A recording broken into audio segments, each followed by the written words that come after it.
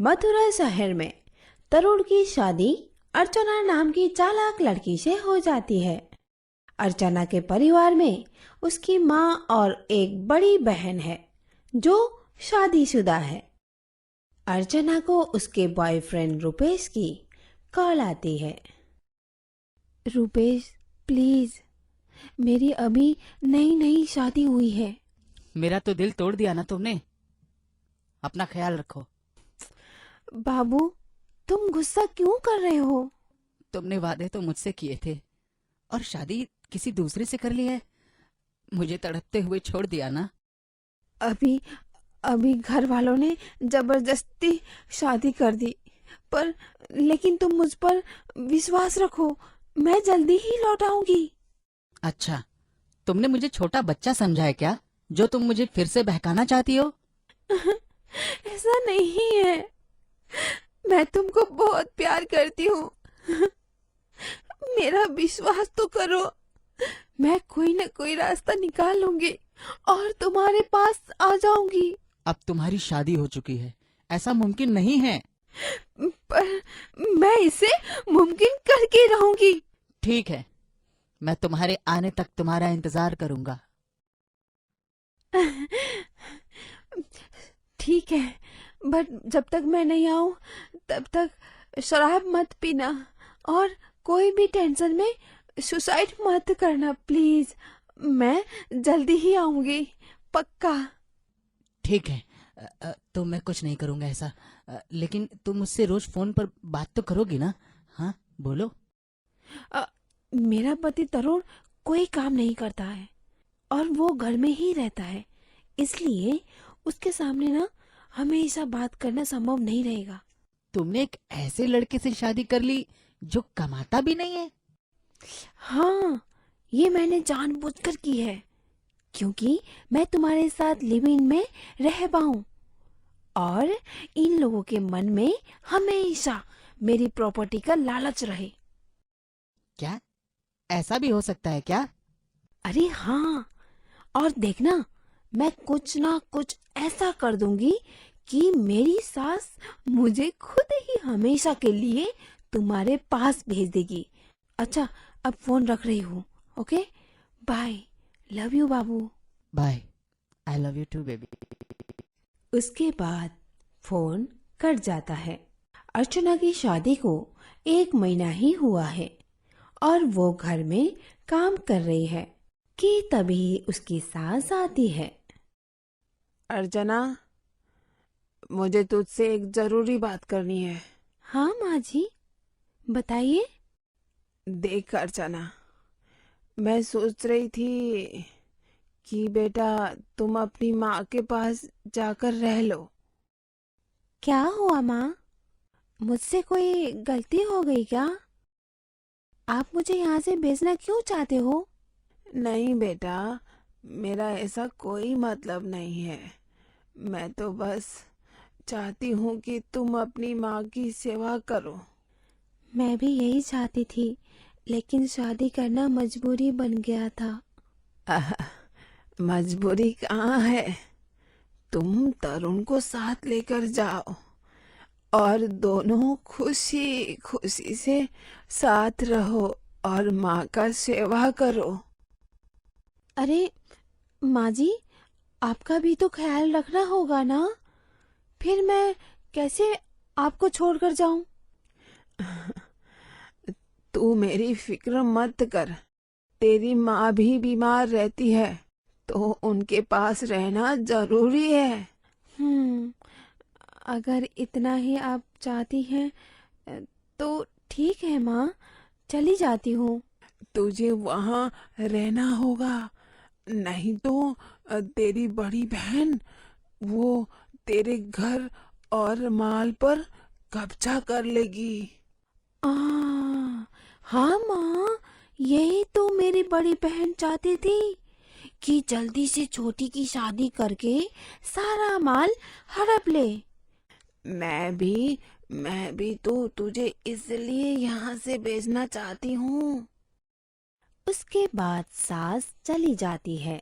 हे भगवान, वाह वाह रे वाह, मेरा प्लान सच में काम कर गया। अर्चना अपनी सास को सुनाने के लिए अपनी माँ को झूठे कॉल करती है। इसके सामने मुझे नाटक करना होगा, नहीं तो मैं फंस जाऊंगी। मम्मी नमस्ते, कैसी हो? हाँ अच्छा, दीदी आई थी घर, लेकिन अभी तो मेरी शादी हुई है और दीदी अभी से ही माल हड़पने आ गई। क्या कहा? वो मुझे कुछ नहीं देने वाली है? ऐसा कैसे हो सकता है? मैं अपने हक की लड़ाई लड़ूंगी। मम्मी मुझे भी मेरा हिस्सा चाहिए। उसके बाद फोन कट हो जाता है। अर्चना तरुण को लेकर अपनी माँ के घर आ जाती है। अर्चना अपनी माँ के घर आने के बाद सबसे पहले रुपेश को फोन करती है और घर बुलाती है। रुपेश घर आकर अर्चना की माँ के पैर छूकर नमस्कार करता है। तरुण जी, ये मेरा मुंह बोला भाई है, बहुत अच्छा है। अर्चना अपने बॉयफ्रेंड रुपेश को तरुण से अपना भाई बताकर मिलवा देती है। तरुण और रुपेश भी घुल मिल जाते हैं। कुछ दिन बाद तरुण बाहर से आता है तो देखता है कि रुपेश अर्चना के पास बेड पर बैठा होता है। रुपेश भाई, आप कुर्सी लेकर भी तो बैठ सकते हो। अरे हम भाई बहन हैं, अगर ऐसे बैठ गए तो क्या हुआ? अर्चना तुम चुप रहो, मैं सब जानता हूँ कि तुम दोनों के बीच क्या चल रहा है। क्या मतलब है तुम्हारा? खुद तो कुछ करते नहीं हो, हाँ, और दूसरे लोगों पर इल्जाम लगाने का ही काम रह गया है तुम्हारा। आज के बाद रुपेश घर नहीं आना चाहिए। क्यों? ऐसा क्या कर दिया रुपेश ने? रुपेश आज से यहीं रहेगा। मैं रुपेश को घर से निकाल दूंगा। तेरे बाप का घर है क्या, जहाँ से निकाल देगा? तो खुद भी कुत्ता ही है। हाँ, मुझसे जुबान लड़ाती है। हाँ। अर्चना तरुण के सामने ही रुपेश को किस कर देती है। अर्चना, तुम एक तरफ हो जाओ। आज इस निकम्मे कुत्ते को मैं सबक सिखाता हूँ। खाने खराब के पास खुद तो कुछ है नहीं और तुम पर हाथ उठा रहा है। रुक। रुपेश तरुण को पीटने लगता है और दोनों का आपस में खूब झगड़ा हो जाता है। तरुण वहां से भाग जाता है। 2 दिन के बाद तरुण घर आता है। मैं आपसे कुछ कहना चाहता हूँ। हाँ बोलो। रुपेश अच्छा लड़का नहीं है और उसका अर्चना के साथ भाई बहन का रिलेशन भी नहीं है। मैंने खुद अपनी आंखों से देखा है। कुत्ते, तेरे खुद के बस में तो कुछ है नहीं। खुद तो काम धाम करता नहीं है, काम ना काज का, दुश्मन अनाज का। और तू क्या बताना चाहता है? मैं तो पहले से ही सब कुछ जानती हूँ और वो देख अभी भी दोनों अंदर हैं। आज नहीं छोड़ूंगा इन दोनों को। हाँ। चुप कर और निकल जा मेरे घर से। मेरी बेटी को तलाक दे दे। मैं तेरे साथ अर्चना को कभी नहीं भेजूंगी। मैं अपनी माँ को बुलाने जा रहा हूँ। तरुण अपनी माँ को बुलाने चला जाता है। रुपेश, अर्चना और उसकी माँ बैठकर खाना खा रहे होते हैं कि तभी तरुण अपनी माँ को लेकर आ जाता है।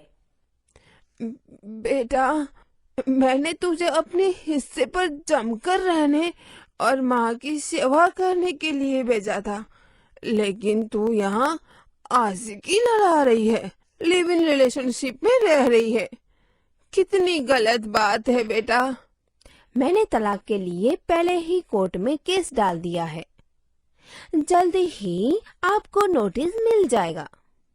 बहू, ये तू ठीक नहीं कर रही है। हम दोनों तुझे बहुत प्यार करते हैं, लेकिन तू कुछ देख नहीं पा रही है। आपने मुझे यहाँ भेजा था ना, ताकि आपके नालायक बेटे को सारी उम्र कमाने की जरूरत ना पड़े। मुझसे किसी को कोई प्यार नहीं है, सिर्फ लालच है। अर्चना तरुण और उसकी माँ को घर से निकाल देती है और कोर्ट में केस जीत जाती है। जिसके बाद वो तरुण से तलाक लेकर रुपेश से शादी करके अपने घर में उसके साथ रहती है।